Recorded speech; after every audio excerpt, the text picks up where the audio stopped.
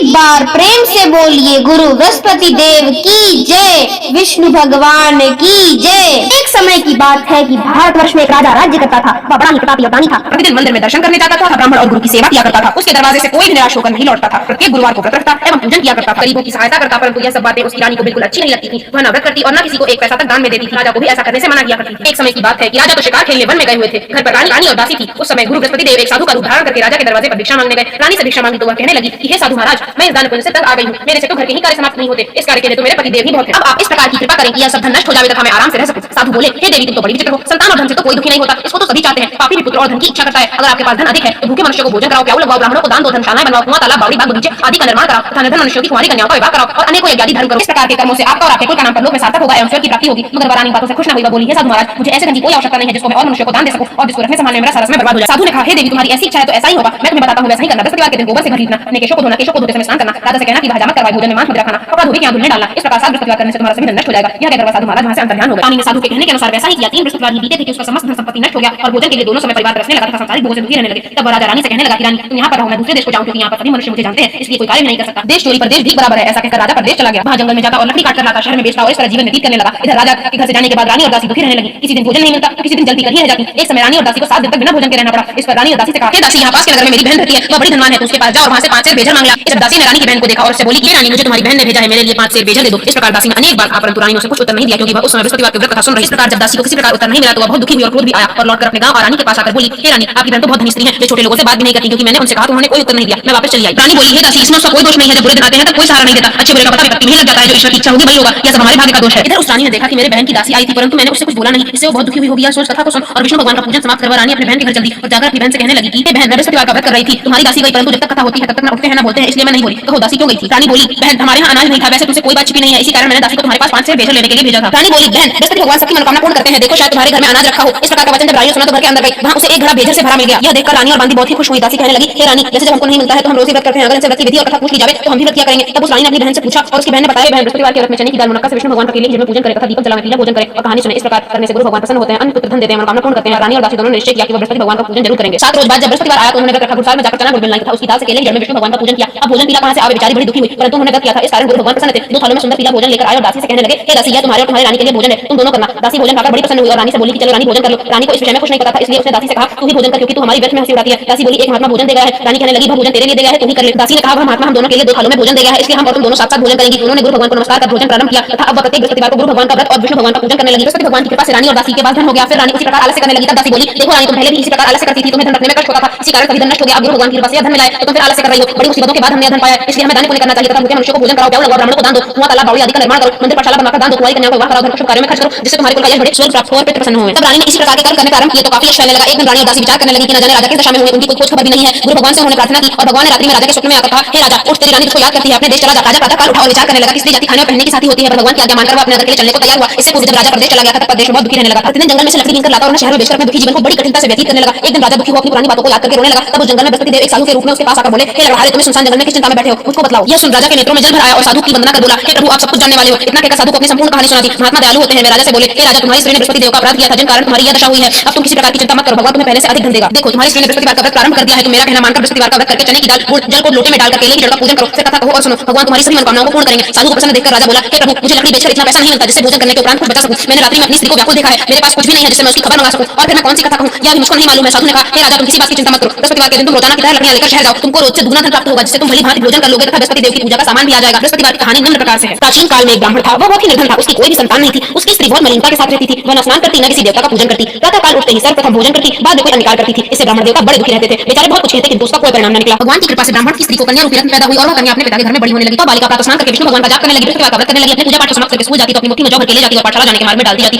वही जौ स्वर्ण के हो जाते तो लौटते समय उनको बीनकर घर ले आती। एक दिन वह बालिका सूप में उन सोने के जौ को फटकर साफ कर रही थी। उसकी मां ने यह देख लिया और कहा, हे बेटी, सोने के जौ को फटकने के लिए सोने का सूप होना चाहिए। दूसरे दिन गुरुवार था। इस कन्या ने व्रत रखा और बृहस्पति देव से प्रार्थना की, हे प्रभु, मैंने आपकी पूजा सच्चे मन से की हो तो मेरे लिए एक सोने का सूप दे दो। बृहस्पति देव ने उसकी प्रार्थना स्वीकार कर ली। रोजाना की तरह वह कन्या जौ फैलाती हुई जाने लगी। जब लौटकर जौ बिन रही थी तो बृहस्पति देव की कृपा से उसे सोने का सूप मिला। उसे वह घर ले आई और उसमें जौ साफ करने लगी, परंतु उसकी मां का वही ढंग रहा। एक दिन की बात है कि वह कन्या सोने के सूप में जौ साफ कर रही थी। उसी समय शहर का राजपुत्र वहां से होकर निकला। इस कन्या के रूपोत्कार को देखकर वह मोहित हो गया तथा अपने घर आकर भोजन और जल त्याग कर उदास होकर लेट गया। राजा को जब इस बात का पता लगा तो वह अपने प्रधानमंत्रियों के साथ अपने पुत्र के पास गए और बोले, हे बेटा, तुम्हें किस बात का कष्ट है, किसी ने अपमान किया है अथवा कोई और कारण है, तो मैं वही करूंगा जिससे तुम्हें प्रसन्नता होगी। अपने पिता की राजकुमार ने बात कही तो वह बोला, मुझे आपकी कृपा से किसी बात का दुख नहीं है, न ही किसी ने मेरा अपमान किया है, परंतु मैं उस लड़की के साथ विवाह करना चाहता हूं जो सोने के सूप में सोने की जौ साफ कर रही थी। यह सुन राजा आश्चर्य में पड़ गया और बोला, हे बेटा, इस तरह की कन्या का पता तुम ही लगाओ, मैं उसके साथ तुम्हारा विवाह अवश्य करा दूंगा। दूंगा। राजकुमार ने उस लड़की के घर का पता बतलाया। मंत्री उस लड़की के घर गए। ब्राह्मण की कन्या का विवाह राजकुमार के साथ संपन्न हो गया। कन्या के घर से जाते ही पहले की भांति उस ब्राह्मण देवता के घर में गरीबी का निवास हो गया। अब भोजन के लिए भी अन्न बड़ी मुश्किल से मिलता था। एक दिन दुखी होकर ब्राह्मण देवता अपनी पुत्री के पास गए। बेटी ने पिता की दुखी अवस्था को देखा तो अपनी मां के बारे में समाचार पूछा। तब ब्राह्मण ने सभी हाल के सुनाया। कन्या ने बहुत साधन देकर अपने पिता को विदा कर दिया। इस तरह ब्राह्मण का पुत्र सुखपूर्वक व्यतीत हुआ। कुछ समय बाद फिर वही हाल हो गया। ब्राह्मण फिर अपनी कन्या के यहाँ गया और सभी हाल लड़की को क्या सुनाया। तो लड़की ने कहा, हे पिताजी, आप माताजी को यहाँ लिवा लाइए, मैं उन्हें विधि बता दूंगी, जिससे गरीबी दूर हो जाएगी। ब्राह्मण देवता अपनी स्त्री को साथ लेकर वहां पहुंचे तो पुत्री अपनी मां को समझाने लगी, हे मां, तुम प्रातः काल उठकर सर्वप्रथम स्नान आदि करके विष्णु भगवान का पूजन करो, तो सब दरिद्रता दूर हो जाएगी। परंतु उसकी मां ने उसकी एक बात न मानी और प्रातः काल उठकर अपनी पुत्री के बच्चों का जूठन खा लिया। एक दिन उसकी पुत्री को बहुत गुस्सा आया तो उसने अपनी कोठरी में से सामान निकाल दिया और उसने अपनी मां को बंद कर दिया। प्रातः काल से निकाला, स्नान आदि करके पूजा करके उसकी मां की बुद्धि ठीक हो गई। फिर प्रत्येक बृहस्पतिवार को व्रत रखने लगी। इस प्रभाव से उसकी मां भी बहुत धनवान हो गई, पुत्रवती हो गई और बृहस्पति जी के प्रभाव से स्वर्ग को प्राप्त हुई। वो ब्राह्मण भी इस लोक के सुख को भोगकर स्वर्ग को प्राप्त हुए। इस तरह की कहानी कहकर साधु देवता वहां से अंतर्धान हो गए। धीरे धीरे समय व्यतीत होने पर फिर बृहस्पतिवार का दिन आया। राजा जंगल में लकड़ी काटकर किसी शहर में बेचने गया तो उसे उस दिन और दिनों से अधिक धन मिला। राजा ने चना आदि लाकर बृहस्पतिवार का व्रत किया। उस दिन से उसके सभी क्लेश दूर हो गए। परंतु जब दोबारा गुरुवार का दिन आया तो बृहस्पतिवार का व्रत करना भूल गया। इसी कारण बृहस्पति भगवान नाराज हो गए। उस दिन उस नगर के राजा ने विशाल यज्ञ का आयोजन किया तथा शहर में यह घोषणा करा दी कि कोई भी मनुष्य अपने घर में भोजन न बनावे तथा आग जलावे, समस्त लोग मेरे यहाँ भोजन करने आवे। इस आज्ञा को जो न मानेगा उसके लिए फांसी की सजा दी जाएगी। इस तरह की घोषणा संपूर्ण नगर में करवा दी गई। राजा की आज्ञा अनुसार शहर के सभी लोग भोजन करने आए, लेकिन लकड़हारा कुछ देर से पहुंचा, इसलिए राजा उसको अपने घर साथ लिया और ले जाकर भोजन करा रहे थे तो रानी की दृष्टि उस खूंटी पर पड़ी जिस पर उसका हार लटका हुआ था। वो वहां दिखाई नहीं दिया। रानी ने निश्चय किया कि मेरा हार इस मनुष्य ने चुरा लिया है। उसी समय उसने पुलिस बुलवाकर उसको जेल खाने में डलवा दिया। जब राजा जेल खाने में गया तो बहुत दुखी होकर विचार करने लगा कि न जाने कौन से पूर्व जन्म के कर्म के लिए मुझे यह दुख भोगना पड़ रहा है। राजा उसी साधु को याद करने लगा जो जंगल में उसे मिला था। उस समय तत्काल बृहस्पति देव साधु के रूप में प्रकट हो गए। उसकी यह दशा देखकर कहने लगे, अरे मोर, तूने बृहस्पति देवता की कथा नहीं कही थी, इसी कारण तुझे यह दुख भोगना पड़ रहा है। अब चिंता मत कर, बृहस्पतिवार के दिन जेल खाने के दरवाजे पर 4 पैसे पड़े मिलेंगे, उनसे तू बृहस्पति देव की पूजा करना, तेरे सभी कष्ट दूर हो जाएंगे। बृहस्पतिवार के रोज उसे 4 पैसे मिले। राजा ने कथा कही। उसी रात्रि को बृहस्पति देव उस नगर के राजा के स्वप्न में आए और कहा, हे राजा, तुमने जिस आदमी को जेल खाने में बंद कर दिया है वह निर्दोष है, वह राजा है, उसे छोड़ देना। तेरी रानी का हार उसी खूंटी पर लटका हुआ है, अगर तू ऐसा नहीं करेगा तो तेरा राज्य नष्ट कर दूंगा। इस तरह रात्रि का स्वप्न देखकर राजा प्रातःकाल उठा और खूंटी पर हार टंगा देखकर लकड़हारे को बुलाकर क्षमा मांगी तथा राजा के योग्य सुंदर वस्त्र आभूषण देकर विदा किया। गुरुदेव की आज्ञा अनुसार राजा अपने नगर को चल दिया। राजा नगर के निकट पहुंचा तो उसे बड़ा आश्चर्य हुआ। नगर में पहले से अधिक बाग बगीचे तथा धर्मशालाएं आदि बने हुए थे। राजा ने पूछा, यह सब किसके हैं? तो नगर के लोगों ने बताया कि यह सब रानी और बानी के हैं। तो राजा को बहुत आश्चर्य हुआ और गुस्सा भी आया। जब रानी ने खबर सुनी कि राजा आ रहे हैं तो उसने बानी से कहा, हे दासी देख, राजा हमको कितनी बुरी हालत में छोड़ गए थे, वह हमारी ऐसी हालत देखकर कहीं लौट न जाए, दरवाजे पर खड़ी हो जा। आज्ञा अनुसार दासी दरवाजे पर खड़ी हो गई और राजा आए तो उन्हें अपने साथ लिवा लाई। तब राजा ने क्रोध करके अपनी तलवार निकाली और पूछने लगी कि यह सब धन कहां से आया। उन्होंने बताया कि यह सब धन हमें बृहस्पति देव के प्रभाव से मिला है। राजा ने निश्चय किया कि 7 रोज बाद तो सभी बृहस्पति देव का पूजन करते हैं, परंतु मैं रोजाना 3 बार कहानी कहा करूंगा तथा रोज व्रत रखूंगा। हर समय राजा के दुपट्टे में चने की दाल बनी रहती थी तथा दिन में 3 बार कहानी कहता था। एक रोज राजा ने विचार किया कि चलो अपनी बहन के यहाँ से हो आवे। इस तरह निश्चय कर राजा घोड़े पर सवार हो अपनी बहन के यहाँ चल दिया। मार्ग में उसने देखा कि कुछ आदमी एक मुर्दे को लिए जा रहे हैं। उन्हें रोक राजा कहने लगा, अरे भाइयों, मेरे बृहस्पतिवार की कथा सुन लो। वे बोले, लो, हमारा आदमी मर गया है और इसको अपनी कथा की पड़ी हुई है। लेकिन कुछ आदमियों ने कहा कि चलो हम तुम्हारी कथा सुनेंगे। राजा ने दाल निकाली और जब कथा आधी हुई तो मुर्दा हिलने लगा और जब कथा समाप्त हो गई तो राम राम करके वह मनुष्य खड़ा हो गया। आगे मार्ग में उसे किसान मिला। राजा ने उसे अपनी कथा सुनने के लिए कहा। किसान बोला, जब तक तेरी कथा सुनूंगा तब तक 4 हवैया जोत दूंगा, जा अपनी कथा किसी और को सुना। राजा के हटते ही बैल पछाड़ खाकर गिर गए और किसान के पेट में बहुत जोरों से दर्द होने लगा। उसी समय उसकी मां रोटी लेकर आई, अपने बेटे से सब हाल पूछकर दौड़ी दौड़ी उस घुड़सवार के पास गई और बोली, बेटा, मैं तेरी कथा सुनूंगी, तू अपनी कथा मेरे खेत पर चलकर कहना। राजा ने बुढ़िया के खेत पर जाकर कथा कही, जिससे बैल खड़े हो गए और किसान के पेट का दर्द भी बंद हो गया। राजा अपनी बहन के घर पहुंचा। उसकी बहन ने उसकी खूब मेहमानी की। दूसरे दिन राजा ने देखा कि सब लोग भोजन कर रहे हैं।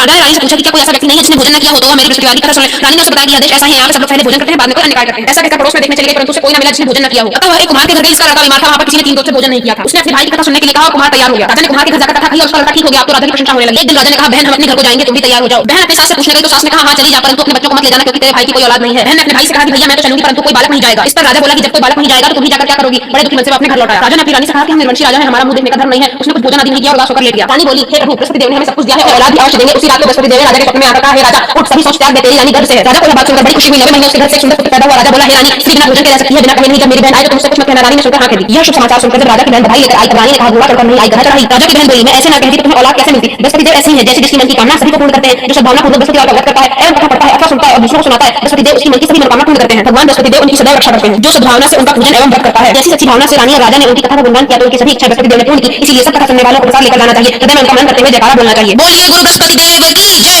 विष्णु भगवान की